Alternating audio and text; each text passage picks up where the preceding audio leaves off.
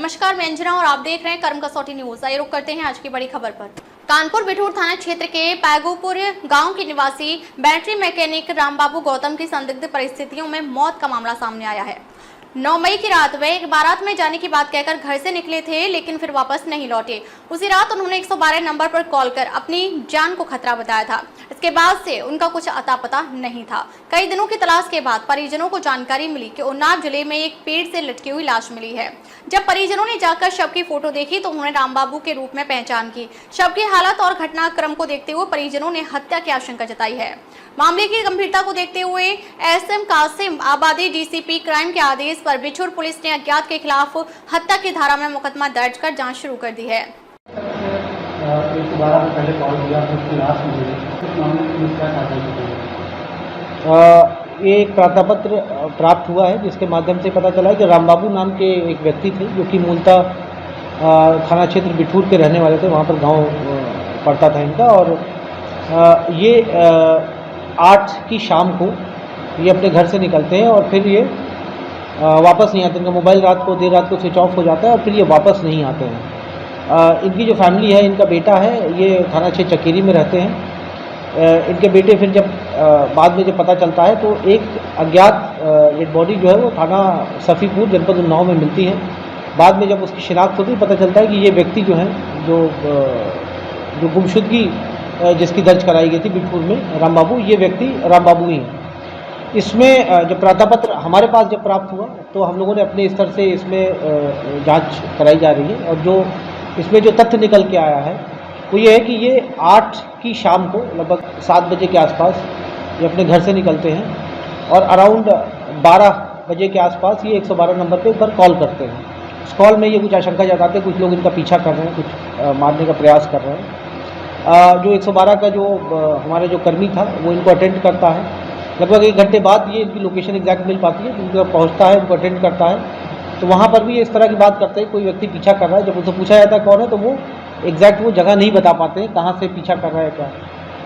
इसके बाद गंभीरता को देखते हुए जो कर्मी था 112 का, उनको संबंधित थाने बिठूर ले जाता है।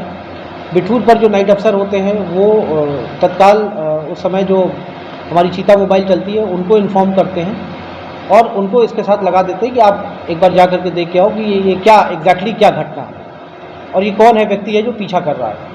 112 के जो कर्मी है वो इनके साथ जानने का प्रयास करता है। कहते हैं कि तो ये जो व्यक्ति हैं, मृतक हैं, ये बताते हैं कि आप आगे आगे चलिए, मैं पीछे आ रहा हूँ। उसके बाद फिर कुछ देर के बाद इनका मोबाइल स्विच ऑफ हो जाता है और उसके बाद फिर पता नहीं चल पाता है। ये पूरा घटनाक्रम था। इसमें कुछ चीज़ें जो प्रकाश में आई थी, जो जांच के दौरान जो तथ्य प्रकाश में आए, पहला तो ये जो डेड बॉडी मिलती है वो थाना क्षेत्र सफ़ीपुर में है। वहाँ पर क्योंकि ये अज्ञात डेड बॉडी थी तो वहाँ पर 72 घंटे बाद 13 तारीख को पोस्टमार्टम होता है। पोस्टमार्टम में जो कॉज ऑफ डेथ आती है वो एंटीमॉर्टम हैंगिंग आती है, और किसी भी तरह की कोई जाहिरा या विजिबल चोट जो है शरीर पर नहीं है। उसके बाद फिर हम लोगों ने मुखबिर के माध्यम से और अपने जो इंटरनल सोर्सेज उसके माध्यम से पता करने के लिए किसी तरह की कोई रंजिश किसी व्यक्ति से इनकी न पूर्व में प्रकाश में आई है, ना उस दिन कोई इस तरह की घटना कोई प्रकाश में आई है। तो इन सभी चीज़ों का ये सभी चीज़ें जांच में आई हैं। अभी और हम लोग गहनता से जांच कर रहे हैं। जो भी तथ्य आगे प्रकाश में आएंगे उसके आधार पे हम लोग आगे कार्रवाई करेंगे। इसमें जो थाना सफ़ीपुर है उनको भी इन्फॉर्म कर दिया गया जो भी घटनाक्रम हुआ था, बिकॉज डेड बॉडी वहाँ पर मिली है। तो जो भी आगे की जो कार्रवाई होगी वो सफ़ीपुर के माध्यम से ही होनी है। बट हमारी जो जांच है उसमें अभी तक कोई इस तरह का तथ्य प्रकाश में नहीं आया है कि कोई इस तरह की घटना कारित हुई है। अभी जांच फिलहाल हमारी प्रचलित है। मैंने इसमें 2 टीमें हमारी लगी हुई हैं और जो भी जांच का निष्कर्ष होगा उसके आधार पर आगे कार्रवाई की जाएगी।